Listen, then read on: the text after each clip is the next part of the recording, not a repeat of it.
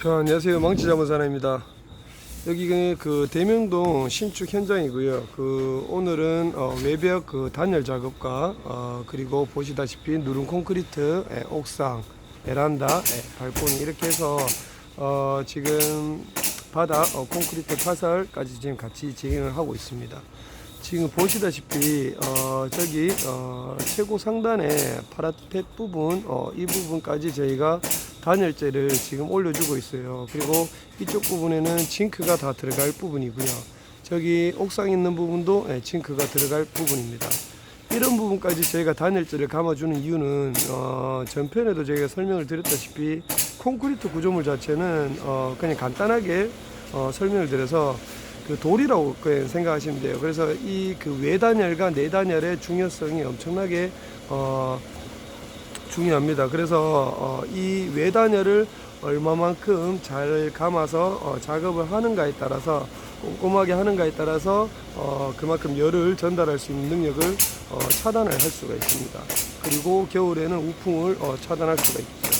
그래서 이게 뭐 강공서도 그렇고 이게 시방서에는 사실상 이 부분까지 감아 올라가게 돼 있는데 시공하시는 분들이 대부분 이 부분을 파라펫 부분을 빼고 단열재를 빼고 작업하시는 분들이 대다수입니다. 그런데 만약에 이 부분을 뺐다라고 만약에 가정을 했었을 때 징크를 작업을 하게 돼요. 그러면 여기서 받는 열 전도율과 여기서 받는 열 전도율의 차이가 확연하게 차이가 있고 상단 부분에 열을 받게 되면은 내부로 콘크리트 구조물은 내부로 전달을 하는 능력을 가지고 있어요.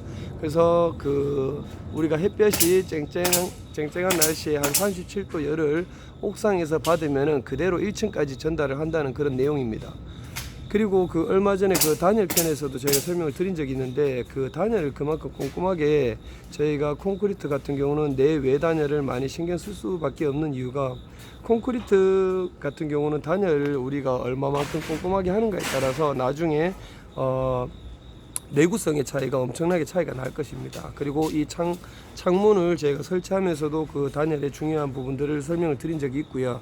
그리고 보시면은 이렇게 단열 작업을 하고 이런 조인트 부분을 밀실하게 단열 테이프로 꼼꼼하게 부착을 해 주셔야 됩니다.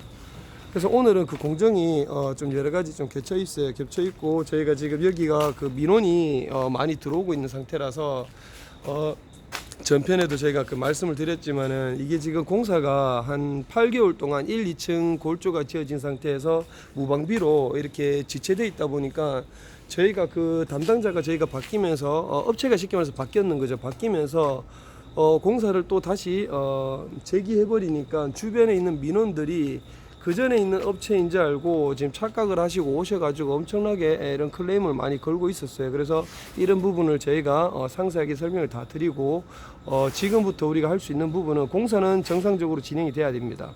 그리고 마감을 최대한 신경을 써서 준공을 최대한 떨궈주는 방법이 저희가 도와드릴 수 있는 방법입니다. 자, 그리고 저희가 단열 부분은 저희가 설명을 드렸고 내부에 저희가 방수를 누른 콘크리트 치기 전에 방수 작업을 어떻게 해놨는지 저희가 설명 한번 드리도록 하겠습니다.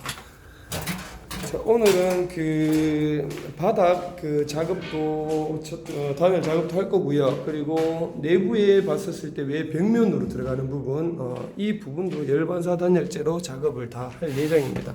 그래서 이런 부분들을 일일이 다 찍지는 못하고 그 부분은 저희가 영상을 다 시공하고 난 다음에 보여드리도록 하겠습니다. 자, 2층 부분인데요. 이쪽 발코니 같은 경우도 이렇게 저희가 방수 작업을 콜타르 방수를 1차적으로 하고 이제 시트 방수를 했어요. 시트는 이제 3mm입니다. 좀 제일 두껍다고 보시면 돼요. 그리고 보시면 아시겠지만 콜타르를 작업하는 이유는 1차적인 방수 역할도 하고요. 그리고 이 시트를 접착력을 증가시키기 위해서 이 작업을 합니다. 그래서 저희가 이 방수턱을 조금 올려서 작업을 해놨는 이유가 이렇게 해서 물매를 다 잡아서 작업을 다 하고 난 다음에 이 부분을 커팅을 해서 이 시트지를 잘라내고 다시 콜타르 방수를 작업을 하면서 미장을 닦을 겁니다. 그렇기 때문에 우리가 밑에 물이 찬다고 해도 결국에는 우리가 구배층 자체를 저쪽으로 조라놨는 상태이기 때문에 물이 찬다 하더라도 알아서 이쪽 배수구 부분으로 결국에는 다 빠지게 됩니다. 그래서 이 콜타르를 바르고 안 바르고의 차이는 하늘과 땅 차이입니다. 그리고 이 작업을 했었을 때 이 FM대로 정확하게 저희가 특히 배관 주변에는 완벽하게 밀실하게 이렇게 토치로 구워가면서 정확하게 작업을 해줘야 돼요. 그래서 이런 부분들도 저희가 영상을 다 담아드리고 싶었지만은 이 작업이 시간이 많이 좀 오래 걸렸어요. 그래서 이게 좀 늦게까지 작업을 하다 보니까 저희가 영상을 찍지를 못했습니다. 자, 이렇게 작업을 했고요. 여기 타설하시는 분들도 웃으면서 얘기를 하더라고요. 수족관이냐고 얘기를 하시던데 저희는 그만큼 방수에 신경을 쓸 수밖에 없습니다. 자, 위에 베란다 쪽으로 한번 또 올라가 보도록 하겠습니다. 사실상 방수는 방수층이 여러 겹 많이 있을수록 제일 좋습니다. 뭐 한 3차 방수 이상 해주시면은 제일 좋아요. 그리고 이 콜타르 방수로 만약에 콘크리트 구조물 같은 경우에 콜타르 방수만으로 끝내버리면은 나중에 장기적으로 봤었을 때 현상을 생각하셔야 됩니다. 콘크리트가 나중에 균열이 생겨버리게 되면은 결국에는 그쪽으로 물이 새서 들어간다는 얘기죠. 하지만 시트 방수를 하게 되면은 이 시트 방수 하단 부분에 실크랙이라든지 크랙이 간다 하더라도 시트에 가지고 있는 이런 그 유동성과 이 접착 성분 자체가 완벽하게 물고 있기 때문에 밀실하게 작업을 해버리기 때문에. 그리고 여기에서 이제 토치로 다 구워서 이런 단면 처리를 했는 부분이기 때문에 물이 들어갈 구멍이 없습니다. 그리고 여기에 마지막으로 이제 콘크리트를 타설을 하고 우레탄 도막 방수를 또 해주기 때문에 방수로 따지면은 3차 이상 작업을 했는 거기 때문에 대다수 이런 그 베드 요런 그 베란다 부분에는 이렇게 시트 방수까지 잘 안 해요. 그래서 액체 방수하고 그리고 우레탄 그 도막 방수를 하게 되는데 우레탄이 나중 되면은 찢어지는 현상이 생겨요. 이게 시간이 지나고 이게 건축물이 이제 자리가 잡는 그 과정까지 이제 지나가 버리면, 그리고 요즘 지진이 또 많이 일어나는 또 상태이기 때문에 이게 크랙이 가면은 결국에는 우레탄 도막 방수도 찢어져 버린다는 거죠. 얘네들은 균열이 밑에서 구조물이 균열이 간다 하더라도 여기서 시트가 다 물고 잡아주고 있습니다. 그래서 전혀 문제를 받지 않고 있다는 얘기죠. 아까 전에 그 단열 얘기를 제가 말씀드렸는데, 자 여기 이런 식으로, 자 여기 측면 쪽 같은 경우도 115mm 단열재가 들어갑니다. 그렇게 해서 마감재가 모두 들어가게 돼 있는데, 결국에는 이러한 콘크리트 구조물 자체를 그 스티로폴로 완벽하게 다 감아줄수록 제일 좋다는 얘기입니다. 직접적인 열을 안 받는다 하더라도 위에서 열을 받는 것도 있고, 그리고 이 부분이 마감재를 만약에 덮는다고 하면은 보통 징크 같은 경우는 합판에다가 투습지 마감에다가 이제 징크, 리얼 징크를 받게 되는데, 그러면 결국은 그건 다 철판이고, 철판에서 전달되는 합판과 합판에서 전달되는 각간과 각간에서 전달되는 콘크리트 구조물로 결국에는 열이 다 전달이 되게끔 되어 있습니다. 그래서 그런 부분들을 방지하기 위해서 이렇게 열반사 단열재를 붙여주게 됩니다.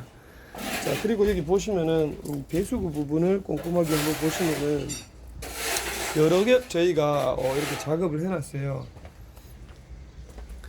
이 제일 하단 부분에 이렇게 이제 칼질을 해서 다 땄고요. 그리고 이쪽 부분을 감고 이 그 타공을 했는 부분으로 몇 겹을, 지금 요거는 타공 파이가 지금 크게 좀 잘려 있는데 그 안에는 미실하게 아주 정밀하게 타공이 돼서 다 굽혀 있어요. 이게 시트가 다 굽혀 있는 상태고, 요거는 이제 자투리가 남아서 한번 더 대준 겁니다.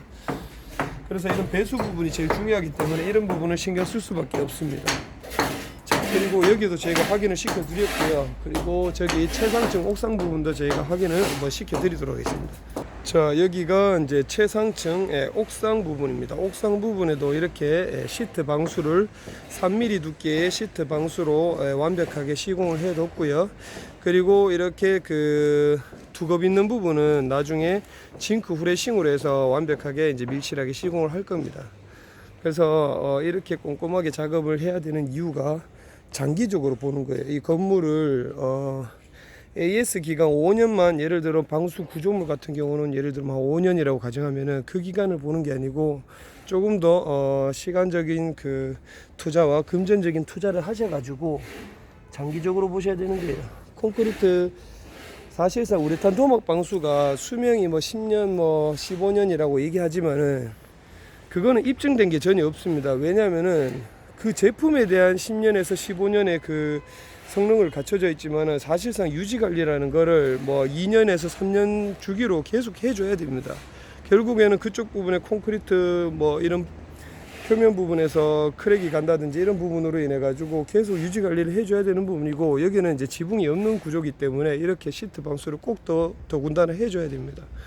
이걸 안 해버리면은 계속 관리를 해줘야 되는 거죠. 그 관리는 결국에는 클라이언트 그 건축주분께서 직접 돈을 주고 사람을 써가면서 하시면 됩니다. 하지만 지금 인건비가 많이 올라가 있는 만큼 그것도 쉽게 생각할 부분은 아닙니다. 그래서 오늘은 그 방수 시트, 방수와 그 단열재의 중요성에 대해서 저희가 좀 설명을 드렸는 것 같은데, 이제 곧 콘크리트 타설을 할 예정이니 콘크리트 타설하는 부분을 간단하게 한번 설명을 드리면서 저희가 그 영상을 마치도록 하겠습니다. 콘크리트는 시간이 좀 걸리니까 저희가 다음 편으로 저희가 미루도록 하겠습니다. 자, 이번 영상은 마치도록 하고요. 자, 이 내용이 마음에 드셨다고 하시면은 구독과 좋아요 눌러주시고, 실시간으로 궁금하신 분들은 댓글을 남겨주시면은 저희가 언제든지 답변을 해드리도록 하겠습니다. 자, 이상 마치도록 하겠습니다. 감사합니다.